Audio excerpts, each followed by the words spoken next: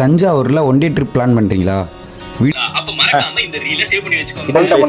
உங்களுக்கு தஞ்சாவூர் பெரிய கோயில் அரண்மனைன்னு போய் அழுத்து போச்சா? நான் சொல்கிற இடத்த விசிட் பண்ணி பாருங்கள், புதுசாக இருக்கும். வேணும் இவனை மாதிரி ஆளா புடி. வாங்க வீடியோக்குள்ள போகலாம். தஞ்சாவூரில் இருக்கக்கூடிய குட்டி மெரினா பீச்சுக்கு தான் போகிறோம். தஞ்சாவூரில் பீச்சா அப்படின்னு கேட்டிங்கன்னா ஆமாங்க. இவன் என்னடா அங்க ஏதோ ஒரு வித்தியாசமான இடம் இருக்கும் போல யாருக்கு தெரியல.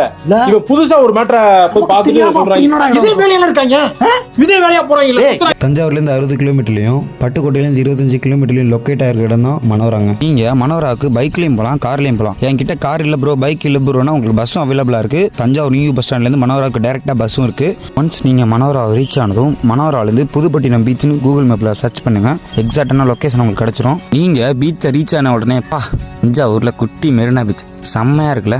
நீங்கள் அந்த பீச்சுக்கு முன்னாடியே போயிருந்தால் மறக்காமல் ஒரு கமெண்ட் பண்ணுங்கள். இல்லை ப்ரோ இப்போ தான் எனக்கு அந்த பீச்சே தெரியும்னா ஒரே ஒரு லைக் பண்ணுங்கள்.